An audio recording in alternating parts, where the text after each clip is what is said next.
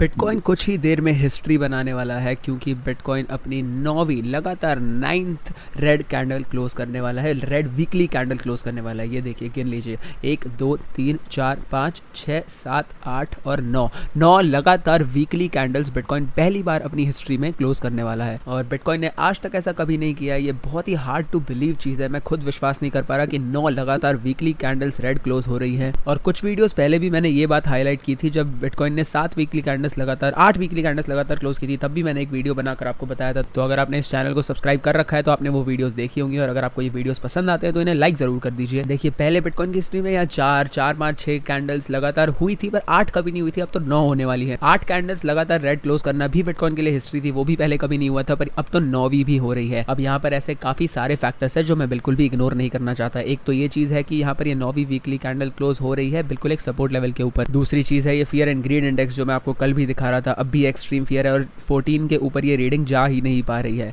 आप यहाँ पर इस ग्राफ पर भी देख सकते हैं कि 8 दिनों पहले भी ये रीडिंग 14 की थी और यही हमारा हाईएस्ट है पिछले कुछ दिनों में, और अब भी ये रीडिंग 14 की ही है। तो फिर इसके ऊपर बिटकॉइन पुश नहीं कर पा रहा है अपनी फियर एंड ग्रीड का इंडेक्स जो है। तो जब मार्केट इतनी डरी हुई होती है और प्राइस एक्सट्रीम फियर के अंदर होता है, तब हमें इतना पता होता है कि मार्केट बहुत ही ज्यादा डरी हुई है। बिल्कुल भी लोगों को विश्वास नहीं है बिटकॉइन पर, और लोगों को नहीं लग रहा कि प्राइस यहाँ से ऊपर जाने वाला है। लोग उम्मीद खो रहे हैं धीरे धीरे बिटकॉइन पर से। अब यहाँ पर जब हमारे काफी सारे बेरिश इंडिकेटर्स मार्केट में से हट रहे हैं और प्राइस बिल्कुल एक सपोर्ट लेवल, बहुत ही इंपॉर्टेंट सपोर्ट लेवल पर खड़ा हुआ है, तब भी लोगों को मार्केट में विश्वास नहीं आ रहा, ये एक अच्छा साइन नहीं है। और आप देख सकते हैं ये फॉलिंग वेज पैटर्न मैंने कल बनाया था, कल आपको दिखा रहा था मैं। ये मुझे पता है मैंने परफेक्टली ड्रॉ नहीं किया है। ये वेजेस वैसे भी ड्रॉ करने इतने आसान नहीं होते। इसको वेज बोले या पैरेलल चैनल बोले, एक तरह से ये एक ही चीज़ हमें बता रही है कि प्राइस एक इन दोनों लाइंस के बीच में कंडेंस हो रहा है। आप इसे मानना चाहे तो ये ऑलरेडी थोड़ा सा ब्रेकआउट कर चुका है, या फिर बिल्कुल ब्रेकआउट करने के एज पे है। ये ट्रेंड लाइन तोड़ने ही वाला है बिटकॉइन। तो हम बिल्कुल इस पैटर्न के एज पे है, और ये हमें दिखाता है कि बिटकॉइन अब भी ऊपर की तरफ ब्रेकआउट करने की कोशिश कर रहा है, जब हमारे पास काफी सारे साइंस है जो हमें बता रहे हैं कि मार्केट इस समय काफी डरी हुई है। और हमें ये तो पता ही है कि अगर बिटकॉइन का प्राइस यहाँ से ऊपर ब्रेकआउट करने की जगह नीचे की तरफ ब्रेक डाउन कर जाता है, तो फिर हमारा अगला सपोर्ट लेवल काफी दूर है, वो होगा $26,000 के आसपास। और ये चीज मैं आपको अच्छे से ऐसे दिखा सकता हूँ पीछे की तरफ थोड़ा जूम आउट करके। यहाँ आप देख सकते हैं पहले यहाँ पर हमें कुछ कंसोलिडेशन देखने मिली थी जब बिटकॉइन का प्राइस ऊपर की तरफ जा रहा था, तो 26,000 के आसपास यहाँ पर हमें थोड़ा सा प्राइस एक्शन देखने मिला था, ज्यादा कुछ नहीं। ये मैं आपको 4 घंटे वाले चार्ट पर दिखा रहा हूँ, और तब भी आप देख सकते हैं कितनी कम कैंडल्स यहाँ पर आपको नजर आ रही है। ये पेज मैं थोड़ा सा लोड होने देता हूँ ताकि आप इसे अच्छे से देख पाए। इसे मैं पर्सपेक्टिव में लाकर आपको दिखाना चाहता हूँ कि ये कब की बात हो रही है। यहाँ पर बिटकॉइन ने $20,000 के नीचे थोड़ा कंसोलिडेट किया था, फिर हमें बड़ा सा ब्रेकआउट देखने मिला था, और उसके बाद यहाँ पर 24,000 के आसपास थोड़ी सी कंसोलिडेशन थी, फिर यहाँ पर 26,000 के पास थोड़ी सी कंसोलिडेशन थी। उसके अलावा 20 से 30,000 की रेंज में बिटकॉइन बिल्कुल भी रुका नहीं था, और यहाँ 24 और 26,000 के आसपास बिटकॉइन ने 2 बार कंसोलिडेट किया था इस रेंज में। पर यहाँ पर 26,000 वाली जो कंसोलिडेशन है वो वीकर वन है। आप यहाँ देख सकते हैं कि 24,000 के आसपास बिटकॉइन ने थोड़ा लंबा कंसोलिडेट किया था, 26,000 के पास तो बहुत ही कम कंसोलिडेशन देखने मिली थी। और इसी वजह से मुझे लगता है कि अगर ये रेंज फेल हुई, जिसके काफ़ी ज़्यादा चांसेस है, तो मुझे लगता है कि जो 22 से 24,000 वाला जो रेंज है, इसके अंदर ही बिटकॉइन गिर के उसे अच्छा सपोर्ट मिलने की थोड़ी सी उम्मीद है। 26,000 वाला लेवल जो है वो थोड़ा वीक है,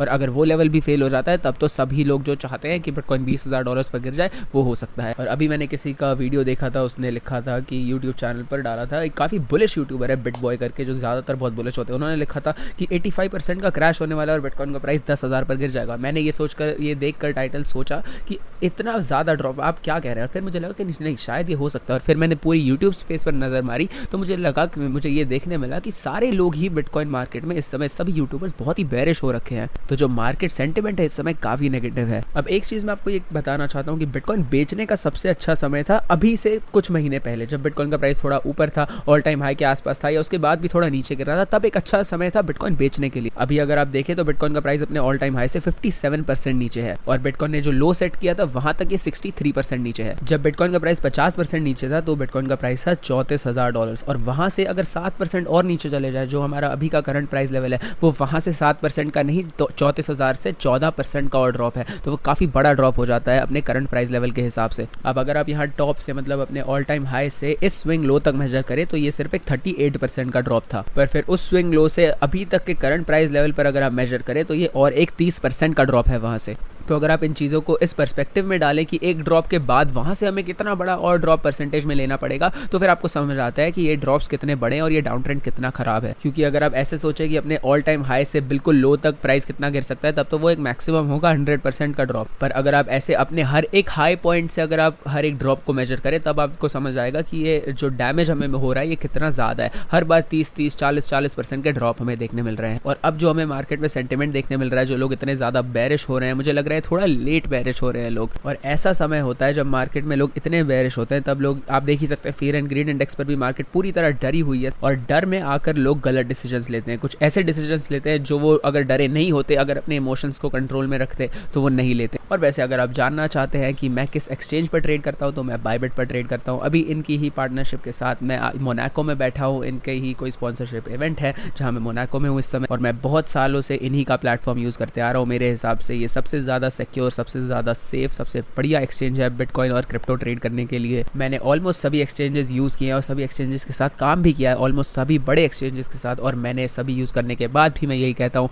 कि बायबिट मेरे हिसाब से अभी तक का सबसे बढ़िया एक्सचेंज है जो मैंने यूज़ किया है। इनके पास बहुत सारे ऑल्ट कॉइन पेयर्स भी हैं, इनके पास डेरिवेटिव्स के भी बहुत सारे पेयर्स हैं। आप यहाँ पर लेवरेज ट्रेडिंग कर सकते हैं काफ़ी सारे ऑल्ट कॉइन पेयर्स के साथ। मैं यहाँ पर इनका इन्वर्स परपेचुअल होता है वो ज़्यादातर यूज़ करता हूँ, और ये भी आपके पास बहुत सारे ऑल्ट कॉइन पेयर्स के लिए अवेलेबल है। और उससे भी ज़्यादा डाइवर्सिटी आपको मिल जाती है इनके USDT परपेचुअल्स में, वो वहाँ तो आपको सभी कुछ ट्रेड करने मिल जाता है ऑलमोस्ट। तो अगर आपको बायबिट पर साइन अप करना है, तो फिर आप मेरी लिंक का इस्तेमाल कर सकते हैं जो मैंने आपको डिस्क्रिप्शन और टॉप कमेंट में दी हुई है। इस लिंक का इस्तेमाल करके अगर आप साइन अप करते हैं और कुछ पैसे डिपॉजिट करते हैं, तो फिर आपको कुछ फ्री का कैश मिलेगा जिससे आप ट्रेड कर सकते हैं। और इन ट्रेड्स पर आप जो भी प्रॉफिट कमाएंगे वो आप बाहर भी निकाल सकते हैं अपने बैंक अकाउंट में। तो अगर आप डिपॉजिट करते हैं, आप थोड़ा सा पैसे बस डिपॉजिट करते हैं, आपके डिपॉजिट अमाउंट के हिसाब से, उसके अमाउंट पर, उसके बेसिस पर आपको कुछ पैसे मिलेंगे जिनसे आप ट्रेड कर सकते हैं फ्री में। तो ज़रूर उस लिंक को चेकआउट कर लीजिएगा एक बार। और वैसे इस समय मार्केट बहुत ज़्यादा डरी हुई है। जब मार्केट डरी होती है, जब लोग डरे होते हैं, फियर एक ऐसा इमोशन है जो लोगों से बहुत गलत चीज़ें करवा देता है। फियर आपको, ये एक इमोशन है जो आपके कंट्रोल में होना चाहिए, क्योंकि अगर आप डर जाते हैं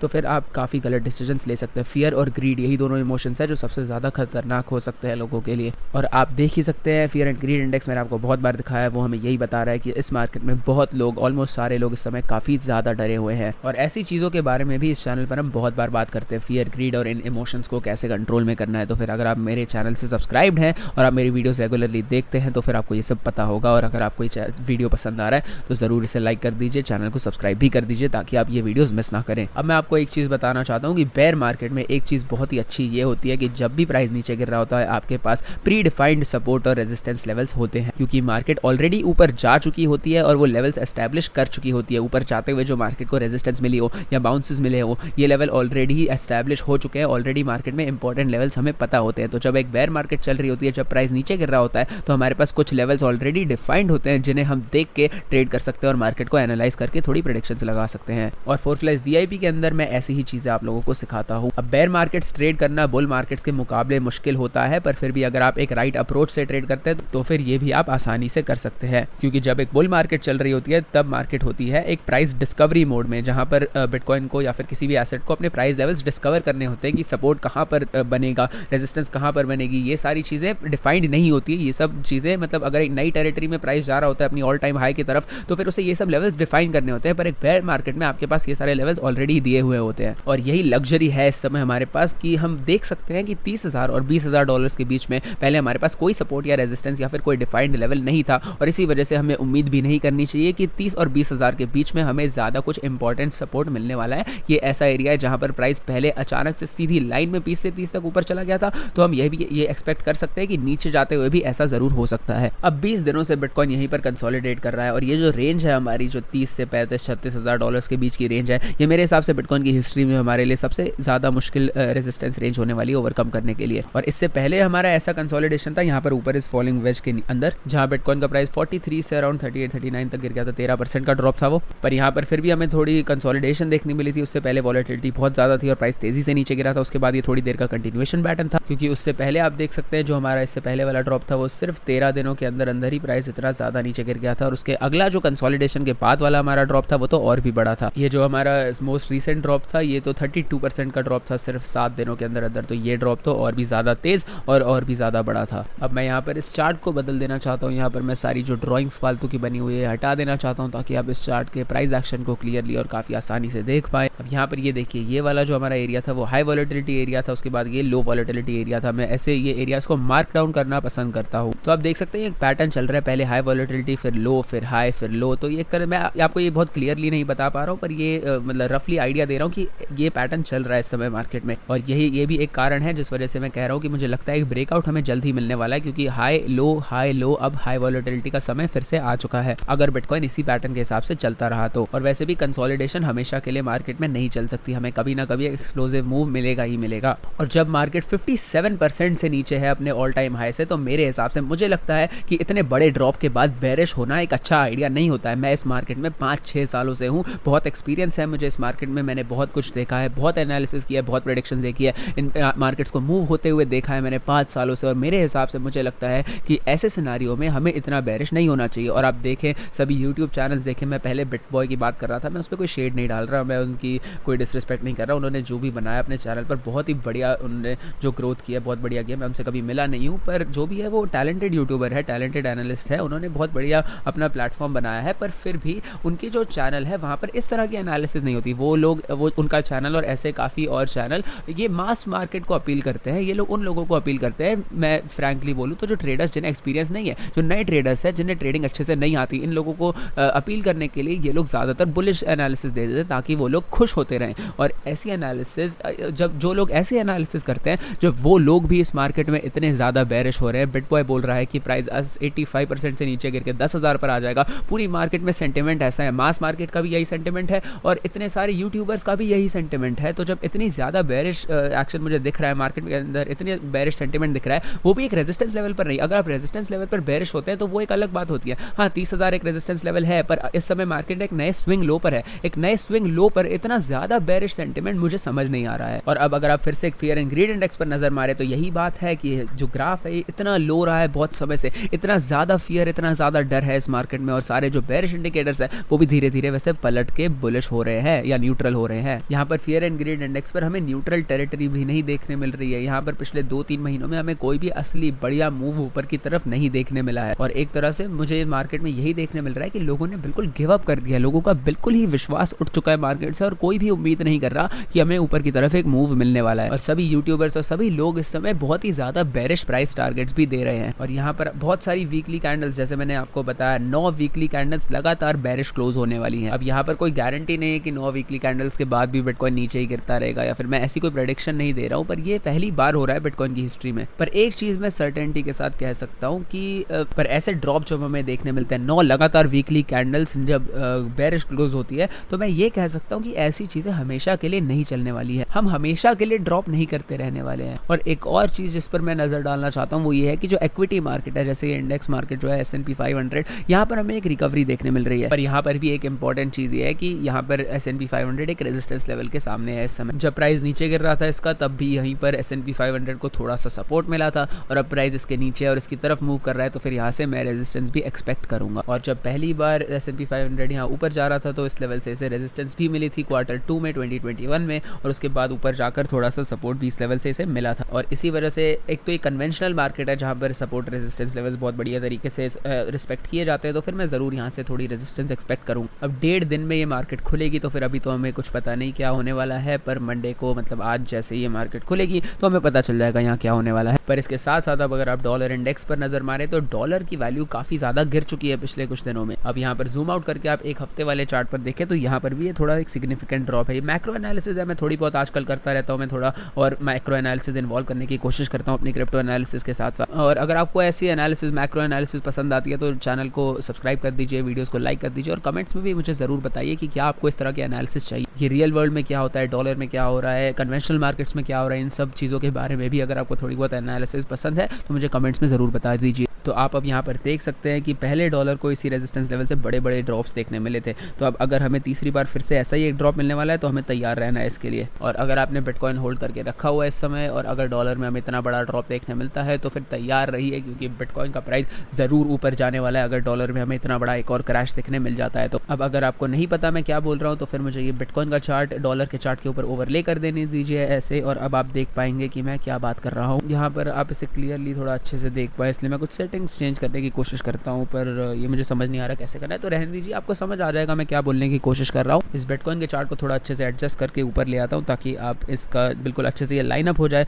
और आप अच्छे से समझ पाए कि मैं क्या बात करने वाला हूँ। ये बहुत बार मैं पहले भी डेमोन्स्ट्रेट कर चुका हूँ, पर जिन लोगों ने मेरी वो वीडियोज़ मिस कर दी हो या फिर जिन्होंने मुझे इसके बारे में बात करते हुए नहीं सुना हो, तो आप ये चीज़ अभी देख सकते हैं। तो देखिए यहाँ पर मैं कुछ लाइनें लगा रहा हूँ, ये रेड लाइन्स जो बनी हुई है, यहाँ पर आपको नज़र रखनी है कि डॉलर और बिटकॉइन किस तरह से रिएक्ट करते हैं। पिछले 5-6 सालों में यहाँ पर क्या हुआ है कि डॉलर जब भी कोलैप्स करना शुरू हुआ है, जब डॉलर का प्राइस नीचे गिरना शुरू हुआ है, तभी बिटकॉइन का प्राइस बहुत ही तेज़ी से ऊपर बढ़ता है। यहाँ पर आप देख सकते हैं कि बिटकॉइन का प्राइस इतनी तेज़ी से ऊपर शूट अप हुआ था, ये तब की बात है जब बिटकॉइन का वो बुल रन शुरू हुआ था 2018 वाला, जहाँ पर बिटकॉइन का प्राइस $20,000 पर चला गया था। वैसे आप यहाँ पर ध्यान रखिए, ऑरेंज लाइन के ऊपर हम फोकस कर रहे हैं। अब उससे पहले थोड़ा पीछे आ जाइए, ये देखिए बिटकॉइन की पहली वाली जो बुल रन थी, वहाँ पर बिटकॉइन ने $1,000 पर पीक किया था। उसके बाद बहुत ही लंबी बेयर मार्केट में गया था बिटकॉइन, जहाँ पर इसका लोएस्ट प्राइस था $200, और उसके बाद से यहाँ पर जब डॉलर का प्राइस इसी रेजिस्टेंस लेवल से रिजेक्ट हुआ था, उसके बाद से हमें यहाँ पर एक बुल रन देखने मिली थी, जहाँ बिटकॉइन का प्राइस $20,000 के ऑल टाइम हाई को छूकर फिर नीचे गिरा था। और यहाँ पर आप ये भी ध्यान से देख सकते हैं कि जैसे ही बिटकॉइन पीक हुआ था, ये बस उस कुछ हफ्तों पहले हुआ था, जिसके बाद से डॉलर बॉटम आउट हो गया था और ऊपर मूव करने लग गया था। तो ये बहुत ही अच्छे तरीके से कोरिलेटेड रहते हैं, रिवर्स कोरिलेटेड रहते हैं। उसके आगे अगर आप जाए तो फिर से यही चीज़ हुई थी मार्केट में। मार्च 2020 में कोरोना वायरस के टाइम पर डॉलर वैल्यू बिल्कुल टॉप आउट हो गई थी इस रेजिस्टेंस लेवल पर, और उसी समय बिटकॉइन हो गया था बॉटम आउट। उसके कुछ ही दिनों बाद, कुछ ही हफ्तों बाद बिटकॉइन का प्राइस फिर से रैली करना शुरू हो गया था, और उसके बाद हमें अपनी नई ऑल टाइम हाई मिली जो थी $65,000 पर। और उसके बाद आप देख सकते हैं डॉलर का प्राइस सिर्फ क्रैश करता गया, बार बार बहुत ही तेज़ी से क्रैश करता गया। और उसके कुछ ही हफ्तों बाद आप यहाँ देख सकते हैं कि बिटकॉइन अपने रैली करते करते अपने ऑल टाइम हाई पर बार बार अपनी नई ऑल टाइम हाई सेट कर रहा था। पहले 42 पे सेट हुई थी, फिर $65,000 पर उसने अपनी ऑल टाइम हाई सेट की, जिसके बाद बिटकॉइन का प्राइस थोड़ा क्रैश हुआ था। यहाँ पर बहुत ही बढ़िया इन्वर्स कोरिलेशन है, और मैंने काफ़ी एनालिस्ट को देखा है, काफ़ी लोगों को देखा है बोलते हुए कि यहाँ पर कोई इन्वर्स कोरिलेशन है नहीं। और मुझे समझ नहीं आता कि आपको ये इन्वर्स कोरिलेशन कैसे नहीं दिख रही है, क्योंकि ये बहुत ही ऑब्वियस है। मेरे हिसाब से साफ साफ हमें नजर आता है कि यहाँ पर एक इन्वर्स कोरिलेशन है। जब भी डॉलर ऊपर जाता है बिटकॉइन नीचे जाता है, जब बिटकॉइन नीचे जाता है डॉलर ऊपर जाता है। और फिर से मुझे लग रहा है कि डॉलर ऐसे ही एक पैटर्न में है, और अगर डॉलर की वैल्यू फिर से नीचे गिर जाती है तो बिटकॉइन की हमें एक और बुल रन देखने मिल सकती है। और काफ़ी लोग इन चीज़ों को इग्नोर कर देते हैं और इन चीज़ों को मानते ही नहीं है कि यह इन्वर्स कोरिलेशन है, जो कि साफ साफ नजर आ जाना चाहिए। और डॉलर वैसे ज़्यादा देर कंसोलिडेट नहीं करता अपने रेजिस्टेंस लेवल्स पर। अगर डॉलर ऊपर गया तो वो फटाफट ड्रॉप कर जाता है, वहाँ ज़्यादा समय नहीं बिताता। अगर डॉलर ने टच किया अपने रेजिस्टेंस को और नीचे गिरने लग गया तो वो गिरता ही रह जाता है। आप यहाँ पर देख सकते हैं कि डॉलर ज़्यादा समय बिल्कुल नहीं बिताता है उन लेवल्स पर। जैसे ही डॉलर ने इंटरैक्ट किया रेजिस्टेंस से, वो उसी समय नीचे गिरने लग जाता है। अब अभी वाला जो हमारा ब्रेकआउट है, ये एक बहुत ही बड़ी एक्सेप्शन है। ऐसा हमें पहले नहीं देखने मिला कि डॉलर ऊपर गया, इस रेजिस्टेंस लेवल के ऊपर निकला और उसके बाद अब ड्रॉप कर रहा है। क्योंकि जब हमें इतनी ज़्यादा स्ट्रेंथ देखने मिली थी मार्केट में कि इतनी तेज़ी से डॉलर ऊपर चला गया और अपने रेजिस्टेंस लेवल को भी तोड़ दिया, तो क्या डॉलर में अभी इतनी स्ट्रेंथ है कि ये इतने छोटे से एक पुल बैक के बाद भी रिकवर करके और ऊपर जा सकता है और भी ज़्यादा तेज़ी से? क्या ऐसा हो सकता है? और वैसे ये डॉलर इंडेक्स है, कोई रैंडम पेनी स्टॉक नहीं है जहाँ पर ये ब्रेकआउट छोटा सा माना जाएगा। यहाँ ऑलमोस्ट 1.5% का ब्रेकआउट देखने मिला था। मेरे हिसाब से बहुत ही ज़्यादा इंप्रेसिव है ये, क्योंकि ये एक करेंसी इंडेक्स है, दुनिया की सबसे बड़ी करेंसी का इंडेक्स है, और इतना मूव 1.35% का मूव बहुत ही बड़ा माना जाता है डॉलर के लिए। तो यहाँ पर ऐसा भी हो सकता है कि एक तरह से डॉलर कंसोलिडेट करने लग जाए, या फिर एक स्टेयरकेस पैटर्न में चला जाए, जहाँ प्राइस ऊपर जाता है, फिर पुल बैक करता है, फिर ऊपर जाता है, फिर पुल बैक करता है। ये पैटर्न हो सकता है डॉलर प्ले आउट करना शुरू कर दे। पर अब भी मैं अपने दिमाग में, मुझे यही लगता है कि डॉलर अब भी नीचे ही गिरेगा। मेरा यही कहना है, मेरा ओपिनियन यही है। पर यहाँ पर कुछ भी हो सकता है, क्योंकि डॉलर ने इस बार हमें कुछ अलग करके दिखाया है। और यहाँ पर एक और दिक्कत ये है कि जो बाकी इंडेक्सेस है, जैसे ये S&P 500 मैंने आपको दिखाया, ये रेजिस्टेंस लेवल पर है, और नैस्डैक भी इस समय रेजिस्टेंस लेवल पर ही है। और आप देख ही सकते हैं कि कोरोना वायरस के डंप के बाद से जब से प्राइसेस ऊपर जाने लगे हैं, जब से इंडेक्सेस ऊपर जाने लगी हैं, तब से ये बहुत ही ज़्यादा एग्रेसिवली ऊपर की तरफ ट्रेड कर रही है। यहाँ पर मैं एक दूसरा चार्ट ढूंढने की कोशिश कर रहा हूँ, क्लीन चार्ट ढूंढने की कोशिश कर रहा हूँ, ताकि मैं इसे ज़्यादा अच्छे से दिखा पाऊँ, आप इसे क्लियरली प्राइस मूव्स देख पाएँ। हाँ, ये वाला चार्ट चल जाएगा यहाँ पर, इससे आप इजीली देख पाएंगे कि मैं क्या कहने की कोशिश कर रहा हूँ। तो यहाँ पर मैं एक दो ट्रेंड लाइंस बनाने वाला हूँ। ये देखिए सीधी लाइनें जो मैं बना रहा हूँ, आप इसे देखकर समझ सकते हैं कि कितनी ज़्यादा स्ट्रेंथ से, कितने ज़्यादा दम से S&P 500 ऊपर मूव कर रहा था। ये जो लाइन्स है, ये बहुत ही ज़्यादा स्टीप है। मुझे यहाँ ज़्यादा कुछ कहने की भी ज़रूरत नहीं है, आप देख कर ही समझ सकते हैं कितनी तेज़ी से यहाँ पर S&P 500 मूव कर रहा था। मैं यहाँ पर इससे आपको थोड़ी और क्लियरली दिखाने की कोशिश कर रहा हूँ, पर मुझे ये सेटिंग्स नहीं समझ आ रही। मैं सेटिंग्स भूल चुका हूँ कि इसे मैं कैसे दिखाना चाहता था। रहने दीजिए, मैं नहीं दिखा पा रहा हूँ, पर फिर भी आप क्लियरली देख देख सकते हैं कि बहुत ही ज़्यादा एग्रेसिवली S&P 500 मूव कर रहा था, और हर नए मूव में हर एक बार जब डॉलर एक लेग ऊपर लेता है तो फिर आप देख सकते हैं जो स्टीपनेस है ये और भी ज़्यादा इंक्रीज हो रही है, और भी ज़्यादा एग्रेसिवनेस जो है वो इंक्रीज होती जा रही है हर एक मूव पर। तो अब यहाँ पर सवाल यही आ जाता है कि क्या S&P 500 भी एक करेक्शन के लिए ड्यू है, क्या यहाँ पर हमें करेक्शन मिलनी चाहिए इतने ज़्यादा एग्रेसिव मूव्स के बाद। और इस समय सभी लोग एक मेजर ब्रेकआउट एक्सपेक्ट कर रहे हैं, और जब सभी लोग, मैंने पहले भी कहा कि जब मेजॉरिटी लोग एक्सपेक्ट कर रहे होते हैं एक चीज़ तो मेजॉरिटी ज़्यादातर गलत होती है, और इसी वजह से और हम इस टाइम एक नए स्विंग लो पर है, तो मुझे नहीं लगता कि ये एक सही समय है एक बड़ा ब्रेकआउट मिलने का। पर मैं गलत भी हो सकता हूँ, काफ़ी बार मैं मार्केट में गलत हुआ हूँ, और हर एक ट्रेडर और एनालिस्ट गलत हो सकता है मार्केट में, तो फिर मैं मानता हूँ कि हो सकता है मैं गलत हूँ, पर मुझे नहीं लगता कि ऐसा होने वाला है। यहाँ S&P 500 तो अपना वीकली EMA रिबन भी अब खो चुका है, अब मोमेंटम इसके खिलाफ है, पर मंथली EMA रिबन पर इसे सपोर्ट मिला है। पर उससे पहले यहाँ पर मार्च कोरोना वायरस डंप के टाइम पर मंथली EMA रिबन ब्रेक हुआ था, पर वो एक ब्लैक स्वॉन इवेंट था, वो एक रेयर इवेंट था, इसलिए मैं उसे काउंट नहीं करने वाला। उससे पहले 2 बार पहले भी फेक आउट्स ही मिले थे हमें मंथली EMA रिबन के नीचे, और उससे पहले जो मेजर यहाँ पर फेक आउट जो नहीं था, जो प्रॉपर ब्रेकआउट था इस मंथली EMA रिबन के नीचे, वो था यहाँ इस रिसेशन के टाइम पे जो था 0809 के समय, और लोग इस समय भी ऐसी ही एक रिसेशन एक्सपेक्ट कर रहे हैं मार्केट में। तो फिर अगर हमें ऐसा कुछ देखने मिला तो फिर ये उसी 0809 के जैसा ही एक हमें ड्रॉप देखने मिल सकता है। यहाँ पर जूम इन करके मैं आपको दिखाना चाहता हूँ कि अब अगर S&P 500 को इस बॉक्स से रेजिस्टेंस मिल जाती है, जहाँ पर इसका EMA रिबन भी इसे एक दिन वाले चार्ट पर रेजिस्टेंस दे रहा है, तो हो सकता है कि हमें बहुत ही बड़ी एक कैंडल मिल जाए जो इसके प्राइस को नीचे भेज दे, क्योंकि यहाँ पर अब डबल रेजिस्टेंस मिल रही है इसे इसी रेजिस्टेंस बॉक्स में जो पहले काफ़ी इंपॉर्टेंट रह चुका है। और ये मंथली कैंडल भी इतनी अच्छी नहीं है, क्योंकि ये भी हमें दिखा रही है कि मार्केट ऊपर पुश करने की कोशिश कर रही है, पर आप देख सकते हैं कि यहाँ पर एक विक है, मतलब यहाँ पर जो कोशिश थी वो थोड़ी सी डिनाई भी हो चुकी है। तो मुझे इन सारी चीज़ों पर नज़र रखनी पड़ेगी इस समय जो ग्लोबल मार्केट्स में इस समय हो रहा है, क्योंकि इन मार्केट्स का जो इम्पैक्ट है वो बिटकॉइन पर ज़रूर पड़ता है। डॉलर और S&P 500 में जो भी होने वाला है ये चीज़ें बिटकॉइन को ज़रूर इम्पैक्ट करने वाली है। इन्होंने पहले भी बिटकॉइन को इम्पैक्ट किया है, और मैंने आपको दिखाया ही था कि पहले के जो बड़े बड़े बिटकॉइन के क्रैशेस और बुल रन्स थी वो क्लियरली डॉलर और S&P 500 जैसे बड़े कन्वेंशनल मार्केट से क्लियरली कोरिलेटेड थी। तो फिर अब भी ऐसा हो सकता है, और मैं इस चीज़ को बिल्कुल भी इग्नोर नहीं करना चाहता हूँ। और मुझे लगता है कि मुझे मार्केट साइकोलॉजी अच्छे से समझ आती है, और मैं काफ़ी समय से S&P 500 को काफ़ी अच्छे तरीके से प्रेडिक्ट करते आ रहा हूँ, जो मुझे लग रहा है मार्केट में होना चाहिए, काफ़ी समय से ऐसा होते आया है। और यहाँ पर इस चार्ट पर जो आपको थोड़े बहुत क्रैशेस देखने मिल रहे हैं इस चार्ट के अंदर, इस एरिया में, इनमें से भी 1-2 जो क्रैशेस थे वो मैंने प्रेडिक्ट किए थे, और वो बिल्कुल सही तरह से हुए थे इस मार्केट के अंदर। और यहाँ पर इन्हीं क्रैशेस के जैसे इनमें से एक था, शायद बीच वाला क्रैश था जो मैंने प्रेडिक्ट किया था, पर ऐसे ही पहले भी मैंने काफ़ी सारे मूव्स S&P 500 पर प्रेडिक्ट किए थे, क्योंकि मार्केट साइकोलॉजी जो है वो कन्वेंशनल मार्केट्स में प्रेडिक्ट करनी और भी ज़्यादा थोड़ी आसान हो जाती है। पर उस समय भी मुझे इतना याद है कि काफ़ी लोग कह रहे थे कि S&P 500 बहुत नीचे करने वाली है, नए लोज पर जाने वाली है। और जब मार्केट में मेजॉरिटी लोग आपको एक ही चीज़ कह रहे होते हैं तो आपको ये चीज़ याद रखनी है कि मेजॉरिटी लोग मार्केट में गलत भी साबित होते हैं। जब इतना ज़्यादा स्ट्रॉन्ग सेंटिमेंट होता है एक साइड पर मार्केट में, तो फिर आपको ये दिमाग में रखना चाहिए कि हो सकता है कि ये लोग गलत हों, क्योंकि ऐसे बहुत सारे मेजॉरिटी लोग ज़्यादातर गलत माने जाते हैं ऐसी मार्केट्स में। जब इतने लोग एक ही चीज़ कह रहे होते हैं तो मैं खुद को थोड़े एक लेवल पे रख देता हूँ जहाँ मैं सोचता हूँ कि नहीं, मैं बिल्कुल अनबायस्ड एनालिसिस करने की कोशिश करता हूँ, लोगों की एनालिसिस को अपनी एनालिसिस में नहीं इन्वॉल्व करता हूँ, और मैं यही सोचता हूँ कि नहीं, मार्केट इस समय सपोर्ट लेवल पर है। लोग अगर कह रहे हैं कि मार्केट नीचे गिरने वाली है, तो भी मुझे ये चीज़ ध्यान में रखनी है कि सपोर्ट लेवल से ही हमें बाउंसेस देखने मिलते हैं। तो अगर मार्केट इस समय एक सपोर्ट लेवल पर है तो फिर मैं ये चीज़ अपने दिमाग में रखूँगा बिना किसी बायस के। एक और चीज़ जो हमें नोटिस करनी है वो ये है कि RSI भी इतना लो नहीं हुआ है। जब से कोरोना वायरस का क्रैश हुआ था तब से लेकर अब तक RSI का ये लोएस्ट रीडिंग है, और मैं ये सोच रहा हूँ कि कितने लोगों का ध्यान इन चीज़ों पर है, इतने सारे इंपॉर्टेंट फैक्टर्स हैं मार्केट में, और कितने लोग इस पर फोकस कर रहे होंगे। मुझे नहीं लगता ज़्यादा लोग इन चीज़ों को देख रहे हैं। आप यहाँ देख सकते हैं कोरोना वायरस के क्रैश के टाइम पे इसकी रीडिंग थी 33.48, और अब RSI की रीडिंग है 33.49, बिल्कुल सेम लेवल्स पर है ये। तो ऐसे बहुत सारे फैक्टर्स हैं, बहुत सारी चीज़ें हैं जो मुझे दिखा रही है यहाँ पर कि हमें वो 10वीं लगातार वीकली कैंडल क्लोज नहीं मिलने वाली है बेरिश। अब एक और चीज़ मैं क्लियर कर देना चाहता हूँ, मैं ये नहीं कह रहा कि बिटकॉइन अभी अचानक से यहाँ से अपनी ऑल टाइम हाई की अगली रैली शुरू कर देगा। अब मैं ये भी नहीं कह रहा कि ये पॉसिबल नहीं है, पर क्योंकि बिटकॉइन का जो फ्लिप होता है वो बहुत ही तेज़ होता है बायस में, जो मार्केट सेंटिमेंट में लोग फ्लिप कर जाते हैं अचानक से, बहुत ही जल्दी हो जाता है, पता भी नहीं चलता। जब मार्केट सेंटिमेंट फ्लिप हो जाता है थोड़े समय बाद आपको रियलाइज़ होता है कि नहीं, ये मार्केट बेरिश थी, अब 2-3 दिन बाद ये मार्केट अब बुलिश हो चुकी है। बहुत ही जल्द बिटकॉइन बुलिश फ्लिप हो सकता है, ऐसा मैंने पहले भी होते हुए देखा है। तो फिर मैं ये चीज़ बिल्कुल भी रूल आउट नहीं करूँगा कि ये मार्केट अभी इतने बड़े डाउन ट्रेंड में, इतने गंदे डाउन ट्रेंड में है, और अचानक से 2-4 दिन में ये बायस पूरी तरह फ्लिप हो सकता है, मार्केट फिर से बुलिश हो सकती है, एक नई रैली शुरू हो सकती है। तो ऐसा हो ज़रूर सकता है, तो एक पॉसिबिलिटी है, इसे मैं रूल आउट नहीं करना चाहता, पर फिर भी मुझे नहीं लगता ऐसा होने वाला है। मैं अभी सिर्फ मार्केट को देखना चाहता हूँ कि शॉर्ट टर्म में हमें अगर ब्रेकआउट देखने मिलता है तो फिर प्राइस कितना ऊपर जा सकता है, और बिटकॉइन फिर किस तरीके से रिएक्ट करता है इन रेजिस्टेंस लेवल से। और ये भी चीज़ आपको दिमाग में रखनी है कि एक डाउन ट्रेंड है, ये एक बेरिश मार्केट है, और सपोर्ट लेवल स्ट्रॉन्ग होंगे, थोड़े बहुत सपोर्ट लेवल से हमें बाउंस मिलने की उम्मीद होनी चाहिए, पर एक बेरिश मार्केट में रेजिस्टेंस लेवल्स और भी ज़्यादा स्ट्रॉन्ग होंगे, रेजिस्टेंस और भी ज़्यादा मजबूत होगी और जितने हमें स्ट्रॉन्ग सपोर्ट बाउंसेस मिलने वाले हैं उससे बहुत कई गुना ज़्यादा स्ट्रॉन्ग हमें रेजिस्टेंस मिलने वाली है। और इस पूरे एरिया में 38,000 तक 30 से 38 के बीच में बहुत सारे रेजिस्टेंस जोन्स हैं जो काफ़ी इंपॉर्टेंट रह चुके हैं बिटकॉइन की हिस्ट्री में, और अभी मैं एक्सपेक्ट कर रहा हूँ कि ये लेवल्स काम आने वाले हैं बिटकॉइन को रिजेक्ट करने में।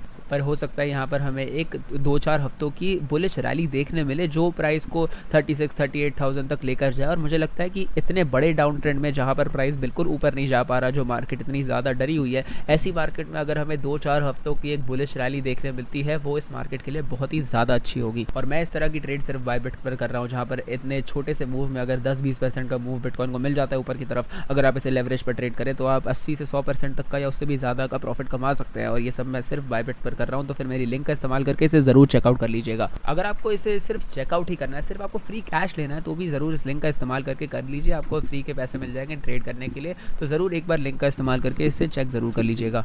पर मैं चार्ट पर वापस आके यही कहना चाहता हूँ कि अब मैं बस यही देखना चाहता हूँ कि क्या बिटकॉइन का प्राइस यहाँ से बाउंस होकर थोड़ा ऊपर जा सकता है। अगर ऊपर जा सकता है तो फिर कितना ऊपर और किस तरीके से मूव करके ऊपर जा सकता है। क्या यहाँ पर हमें एक चार्ट पैटर्न देखने मिलेगा जो थोड़ा बुलिश होगा और वो बिटकॉइन के प्राइस को ऊपर लेकर जाएगा, या फिर हमें एक तेज सा मूव मिलेगा जिसके बाद प्राइस रिजेक्ट होकर ड्रॉप हो जाएगा। यही सवाल है जिनका मुझे जवाब चाहिए इस समय, और वो हम मुझे तभी मिलेगा जब प्राइस ऊपर जाएगा और हमें ये ब्रेकआउट देखने मिलेगा। तो बस हमें इंतजार ही कर सकते हैं और फिर हमें देखना होगा कि प्राइस किस तरीके से रिएक्ट करता है। और अगर प्राइस इस तरीके से ऊपर मूव करता है, जिसकी कोई गारंटी नहीं है, पर अगर ऐसा होता है तो मैं बहुत ही क्लोजली इस पर नज़र रख के देख रहूँगा कि किस तरीके से प्राइस डेवलप होता है, ताकि मैं अच्छे से एनालाइज करके यहाँ पर ट्रेड्स ले सकूँ और थोड़े पैसे कमा पाऊँ। पर इस समय ये बात तो है कि हम उस तरह के क्लासिक पैटर्न में है जो अच्छे तरीके से एक्सप्लोसिव तरीके से यूजुअली ब्रेकआउट करता है। इस समय काफ़ी चीज़ें हैं जो हमारे फेवर में है और काफ़ी चीज़ें ऐसी भी है जो हमारे फेवर में बिल्कुल भी नहीं है। जैसे वॉल्यूम बहुत ही ज़्यादा बेरिश है इस समय, ये एक बहुत ही ज़्यादा कॉम्प्लिकेटेड चार्ट है इस समय। और इस मार्केट में जो मैं बहुत सालों से देखते आ रहा हूँ, जो भी मेरा एक्सपीरियंस है और अभी जो मैं देख रहा हूँ, इस हिसाब से मुझे यही लगता है, मैं यही मानता हूँ कि मैं लोगों से ज़्यादा मेजॉरिटी लोगों से अग्री करना नहीं पसंद करता हूँ इस मार्केट में, क्योंकि मेजॉरिटी लोग हमेशा इस मार्केट में गलत साबित होते हैं। और इस समय मेजॉरिटी सेंटिमेंट यही है कि मार्केट बहुत ज़्यादा बेरिश है, कोई भी मानना नहीं चाहता कि प्राइस यहाँ से रिवर्स होकर ऊपर जा सकता है,